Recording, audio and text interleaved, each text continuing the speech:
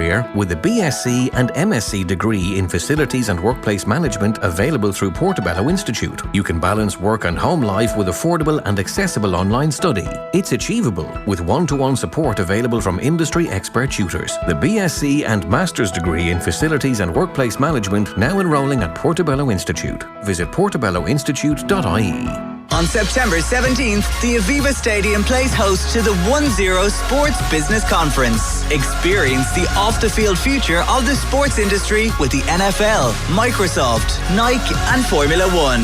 4 stages, 40 international speakers, world-leading brands. Tickets are available at 1-0.com. Off the ball.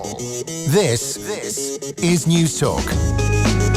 Now then, you're very welcome back. Latest from Croke Park, Galway 1-4, Kilkenny 8 points after 18 minutes. Been a very lively start in the senior camogie final this afternoon. We're turning to football for the time being. We'll be over to Niamh Mulcahy for analysis at half time and get her thoughts on the first half there. But we are turning to football. Ireland top of Group D after Thursday night in Dublin. In effect, though, it's all very, very tight. The Danes are 3 points back. They have a game in hand. And as for the Swiss, they have had pretty much exactly the same results as Ireland. They beat Georgia, they drew with Denmark. They just haven't played Gibraltar twice like we have. So they're 6 points back with those 2 games to play. So really it's all square. This evening, Georgia will host Denmark and the Swiss will play one of those games in hand against Gibraltar. And upcoming October 12th, Georgia host Ireland, and then 3 days later, Ireland will go to Geneva to play the Swiss in the return leg. So really a decisive 2 games coming up next month. Delighted to say we're joined by Damien Delaney, former Republic of Ireland international. You're there, Damien?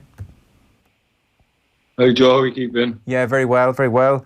The game on Thursday, I mean, you start with the result, and especially when you consider Ireland went 1 down, a very acceptable result against a very good team. Yeah, you know, I wouldn't go as fast as they're a very good team, but they're a good side, no doubt. But it's a familiar kind of tone after the games where maybe we weren't particularly entertaining, but you know, we were effective, we were functional, and I suppose the result is all that matters really. And Mick McCarthy will be delighted. That's interesting. You don't rate them overly. The context being they're 11 in the world. They've been to knockout stages. The last Euros, the last World Cup, they put 5 past Belgium in the Nations League. For what it's worth, they put 6 past Iceland. They have goals. You're not all that overly impressed with them. They're not that good a side. I think they're a good side. I didn't say, you know, you said they were very good. I wouldn't say they were a very good side. They're a good side, definitely, no doubt. And I just think that we would have given them more of a game insofar as 90 minutes. But the result is all that matters, and that's all that McCarthy will be worried about. But you know, we seem to be talking about results for the last number of years really being the priority. So from that point of view, I suppose you are right. What about the game itself? What jumped out at you? Well, I just think second half, we just got completely overrun in midfield. I think the Jeff Hendricks and Conor Horan's lack of football really showed when the Swiss raised the tempo of the game. I think if you're going to play Glenn Whelan as a number 6, and I really like Glenn, I got a lot of time for him. I think he's a very, very, very good player. But you can't get away from the fact that he's 35. So, you know, what you want to try and do is try and insulate him with legs, you know, and kind of plonk him in the middle of the park and give him a specific job to do, which is what Mick McCarthy would have asked him to do. But I think Conor and Jeff in the second half ran out of legs a little bit, and I think that kind of put an unnecessary amount of pressure on Wheelo, and he found it very difficult. All 3 of them found it very difficult, really. But I suppose when you're looking at the options that are out there, I suppose could Mick McCarthy have done anything else? Mick is definitely a results-orientated man, and he's done that his whole career. So, I mean, that's all he'll be worried about. It's interesting you say that, because he said of that situation even, I had to change the system a couple of times in order to stem the tide. We had 3 guys in the middle of the park who had about 6 games between them so far this season. Why not play somebody else then, I hear you cry? And he said, I had nobody else who had the experience of those 3, and their experience showed as the game went on. So that was his take on the situation. Yeah, look, I mean, it was obvious. I didn't see that quote, to be honest with you, but, you know, Conor Horan hasn't played an awful lot of football, and when you're going from playing, I think Jeff played another 23s game. I think someone was saying that as a positive, really, that at least he's got some sort of minutes in his legs, but Jeff will know himself that he'll need first-team football, competitive football, where he's playing on a Saturday afternoon. For Burnley in the Premier League or even at any level really, but you need competitive football. So to go from a 23s game into a qualifier is extremely difficult. And while the enthusiasm and energy and kind of, the excitement of playing your first competitive game might get you through the first half an hour. In the second half, when the Swiss raised the tempo, I think they found it very, very difficult. And I think it's unfair. Wheeler's experience would definitely get him through, but it was unfair to ask him. I mean, even if you look at the goal the Swiss scored, it was a quick 1-2. Wheeler couldn't really do that much with the pace it came at, but the other midfield player ran off the back of Jeff Hendricks, so he could have set it that side as well. And it just shows that wouldn't happen to Conor or Jeff ordinarily. So I think Mick done an extremely good job considering the circumstances that he was stuck with. Players not playing regularly. So ultimately the result is done really well.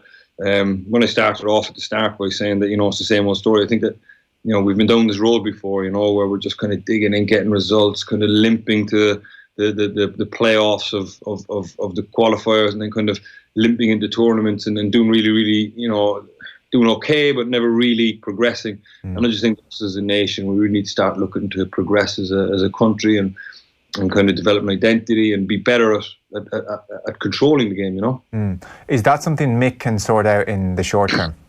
No, because I don't think that's Mick's remit. I'm pretty sure that Mick was told qualifiers for the Euros, and Mick's kind of hedging his bets and kind of going, well, this is the best way to get us. He said, by all accounts, he's only here for this qualifying campaign, so Mick has got no interest in the long term. His focus will be completely up to and including the championships, and after that, then it'll probably be somebody else's fault. I think when Mick went for the interview with the FAI, if they said to him, look, you've got it for 6 years, we want you to change X, Y, and Z and put us on a path to this, and I'm pretty sure he could have done that. But his remit basically was to qualify us, and Mick's doing it the best way that he knows how. And I think that with the extended tournaments that we're playing in now, I think that this way will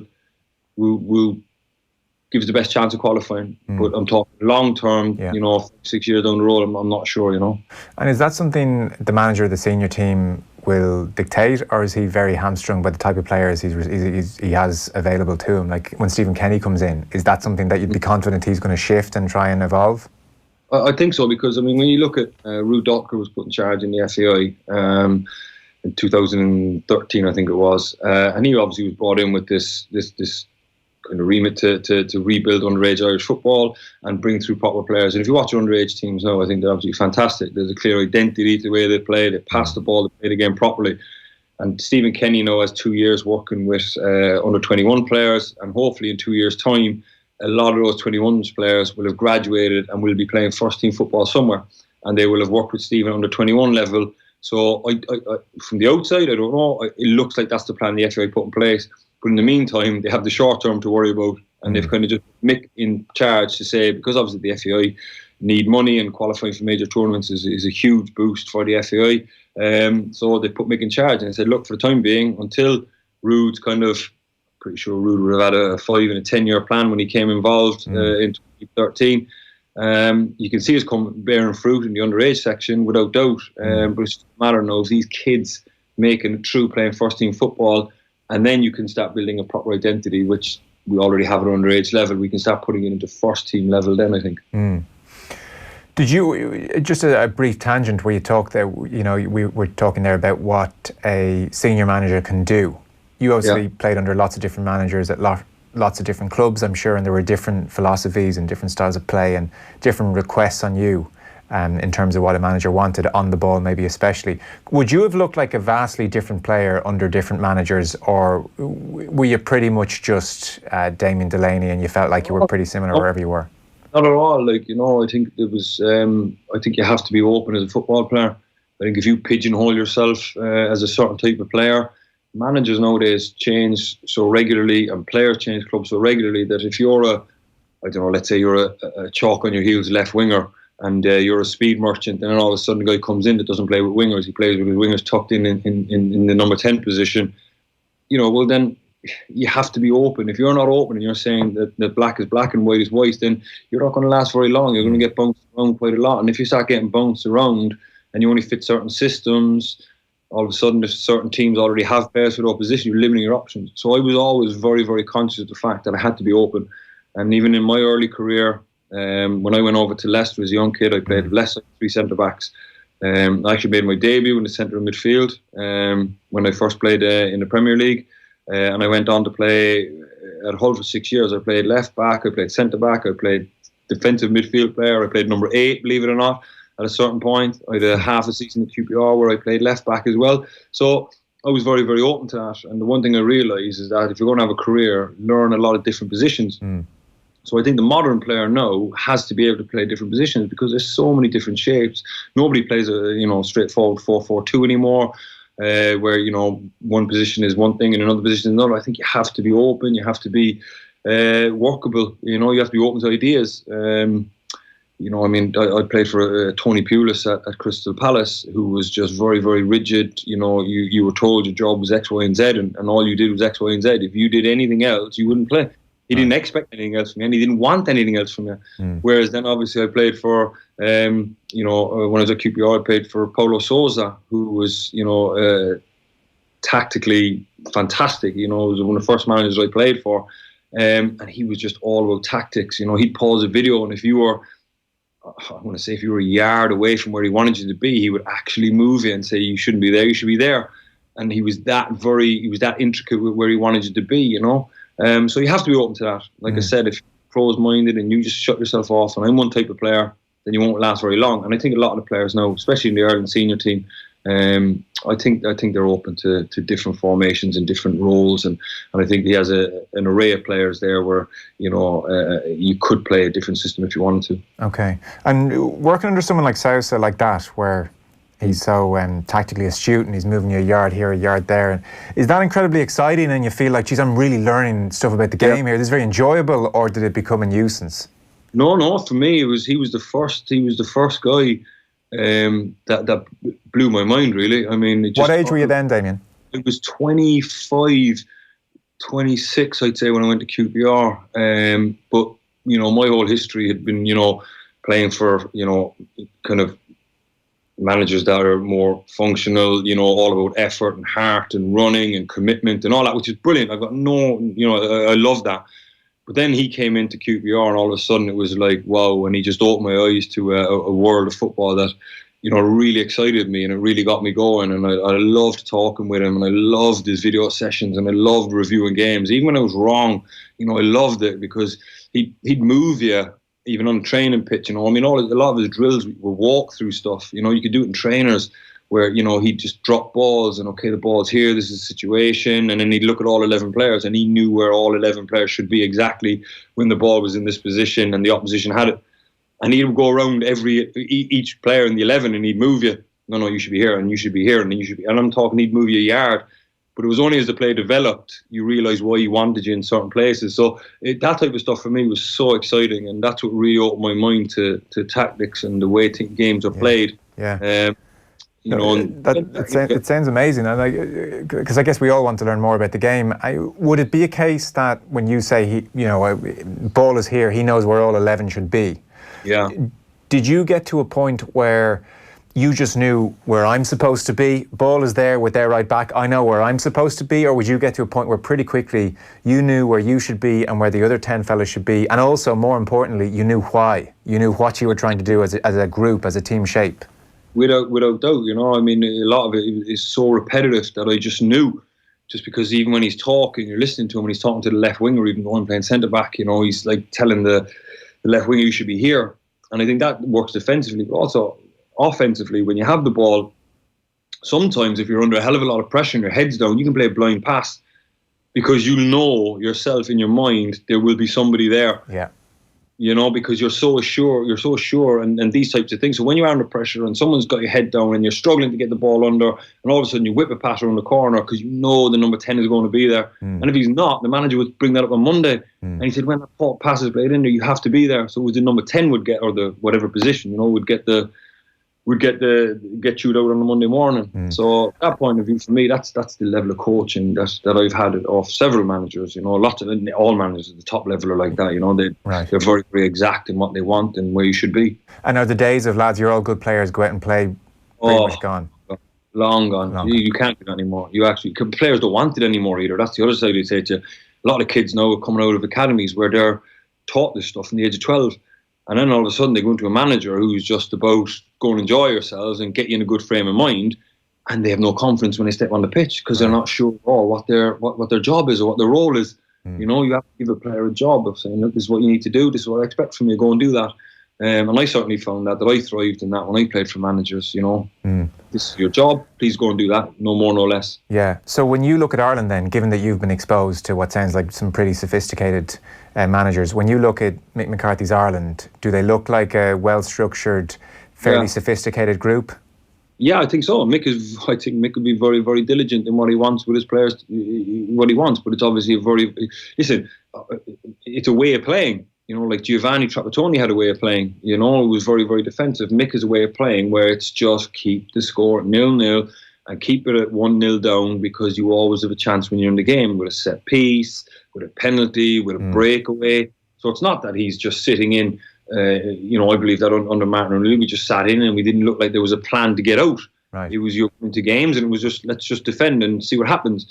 Whereas I think with Mick, with McGoldrick, he's finally got a player that can, you know, is technically good enough to lead the line as a number 9. That when the other 8, 9 players are defending and the ball goes up to McGoldrick, it sticks. He's a good player. He's a very, very clever footballer, and he's got a fantastic touch, and he brings other players into play. And he pace on the wings as well, you know, with James McLean, who can get up there and join him. So there's a certain style with Mick. I mean, some people like it, some people don't. I think it's like played for managers that play like Mick. I think it's a way of doing things, without doubt. And I've played in them, and I quite like it, to be honest with you. So there's nothing wrong with it, but I'm just saying, going forward, we've been down this road before. Yeah, am I sort of reading between the lines here, and you're sort of saying this is where we are now, and this is kind of a decent placeholder, and McGoldrick is a very nice focal point for us at least have some kind of offensive plan, but it's maybe not the most ambitious style of football in the world, but we might just need the players of the next generation to come through to populate the squad so that you can get a bit more ambitious. Is that kind of what you're saying? Yeah, I think so, because, I mean, you know, unless you're going to set up to be an out-and-out counter-attacking team, and I played in a counter-attacking team when I was at Crystal Palace with Tony Pulis was a manager, and we had pacey wingers like Zaha and Balassi, so we were built to counter-attack, but it wasn't just a case of go and defend the 18-yard box, lads, and just dig in and see what you can get. We had a genuine plan that when we were clearing balls, we were told the areas to try and clear it to try and get headers away to, because we knew the wingers were going to be in that area. So that's a plan. You know, and it's a way of counter-attacking, and that's how you do that. But Mick is been given a task because of the extended tournaments, that finishing third in this group possibly might be enough. Second will definitely get you in a playoff, and I think Mick's style will possibly get us second, and it's the best way with the players that he has. You know, Ireland finished third in the qualifying group under Martin O'Neill and finished third out of a group of 4 in the Euros. And still went through to the knockouts. So is that kind of the route we want to go? Or do we actually genuinely want to progress down the route that Wales went and play an actual brand of football where you have some sort of control of the game and you have some sort of kind of idea of the modern game of possession? Because teams like Switzerland, once you get into the top 15 teams in the world, you cannot give them 60, 70, 80% possession of the ball. They'll get you eventually because they have very, very good players. And you can do it against your Georgias, you can do it against your Albanias or whoever, because they don't have the 2 or 3 players that the other sides have. But you cannot give those sides 70% possession. And do you feel we currently have the players who could keep the ball better, or has Mick kind of pitched the game plan about right for the players he has? I think Mick has gone about it the way that he's gone about all the jobs he's had.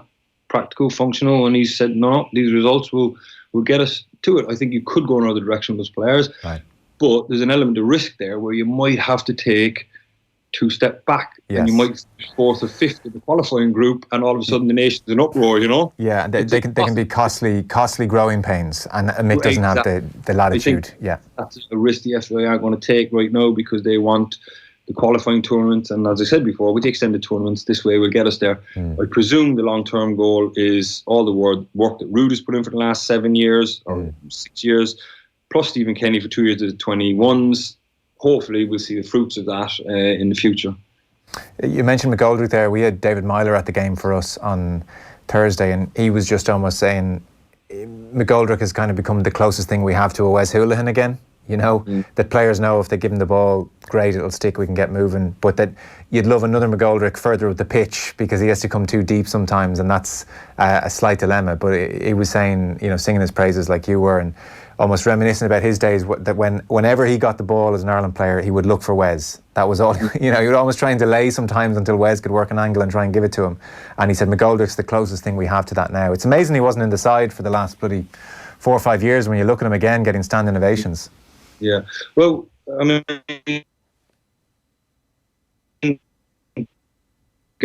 it's a little bit of possession. We give up so much possession that our wingers end up playing in full-back areas, right? When we win the ball back, so Glenn Whelan almost drops in on top of the centre-backs, or two wide players drop in on top of the full-backs. So when we win possession back, it's just McGoldrick is isolated, right? So all of a sudden now people don't take risks in their own third, and they shell up to McGoldrick and kind of, he's such a good player, he can't get hold of it. What you want to try and do there is get off 3-4 passes to give James McLean time to get up the pitch, to give Wheelo time to get off the toes of the centre-back, to give your two eights, Jeff and Connor, time to get up in contact with McGoldrick. When it goes back to front so quickly, it's very, very, very difficult to get support to him, and it's very, very difficult to have any type of sustained pressure on the Swiss. Because I can guarantee that I won't guarantee it, but I would say in the modern game, if Ireland win the ball back, if you can get 4 passes off, the Swiss might have an initial press, a little 5-second fury is what some coaches call it, where they're trying to win it back. But if they don't win it back in that 5 seconds, they'll drop back into a shape then, and then they'll say, no problem, you can have the ball back, and then they'll retreat. Yeah. So that's kind of the tactics how that works. But unfortunately, sometimes we just don't want to take risks in our own third. For whatever reason, I don't know. I mean, I'm not on the inside there, but that's what you need to do. You need to just, when you win the ball back, instead of just going for a killer pass straight away or trying to put somebody in on goal, get 4 or 5 passes off and let your wide players get 30 yards up the pitch. Let your two eights push on up in contact with McGoldrick. And then if you want to go off McGoldrick, no problem, because now you've got eights who are within 15 yards of him. You've got wingers who are up level with him, and he's got support. At the minute, it goes up to him, and he's such a good player. Yeah. More than not, he makes it stick, or he wins a free kick, or he gets something for you, But I'm just saying that if we're going to progress as a nation, I think that's the road I would like to go down, Yeah, it makes sense. It's very interesting what you say about the 4 or 5 second press, and then a team will drop back into their shape. I'd say particularly against Ireland, if you were in an opposition dressing room to Ireland, for instance, I'm sure you'd be saying, we can really get after these in this 5-6 seconds, and we'll almost certainly get the ball back. They won't withstand that 5-6 seconds of pressure. Yeah, I mean, that's what Ray Lewington, when I was at Crystal Palace, who was Roy Hodgson's assistant, used to call it 5-second fury. So he says, as soon as the ball, everybody's got 5 seconds, just go. Everyone, centre-backs included, go, go, go, go. But if you don't win it back in 5 seconds, doesn't matter where the ball in the pitch, just leave it. Because if we haven't won it back in 5 seconds, we're not going to win it back again. So everyone just leave it and you retreat back into your shape. So I think if you were managing against Ireland and you turn the ball over, especially if you turned it over in Ireland's defensive third, you would say just go. Because more often than not, players won't take a risk. They'll just play off the front. They'll just go up to McGoldrick, and they would hedge their bets then that no problem, our 2 centre-backs will win it back off McGoldrick, and all of a sudden, no, we're getting sustained pressure. Their wings can't get out, their eights can't get up, Wheelo can't get off the toes of the centre-backs, and the centre-backs can't get out of the penalty spot. That's what happened in the second half, because you have to break that pressure. But I think if Ireland got 4 or 5 passes off, I mean, God, if they still want to keep pressing after 4 or 5 seconds, if you can break lines with passes, then no, all of a sudden it's Christmas, because I mean they've committed 7-8 bodies in your half, and I think we have the pace in the team, and I think that's the type of situation Jeff plays in at Burnley. He's the 8 that makes up that ground very, very quickly to get up when he was playing at Burnley, to get up in touch with Ashley Barnes or Sam Vokes, because they play that role for Burnley, the big strong number 9. But when they win, Burnley we get 2 or 3 passes off, and that gives Jeff the time then, because one thing Jeff has when he's playing is serious legs. He can go from one box to the other very, very, very quickly, and he can do it all day. It makes total sense. I presume across your career under those managers like, say, Ray Lewington, you as a first team would practice how do we withstand the 5 seconds of fury. So you get a bunch of reserves or non-first 11, right? Press us here, and we're going to see can we withstand this for a few seconds. That's how you get used to it. Yeah, I mean, you set up little small-sided games, like even like a 6v3 in a 10x10 or a 15x15, and then in training, transfer games. We'd have 2 groups, and you transfer the ball over.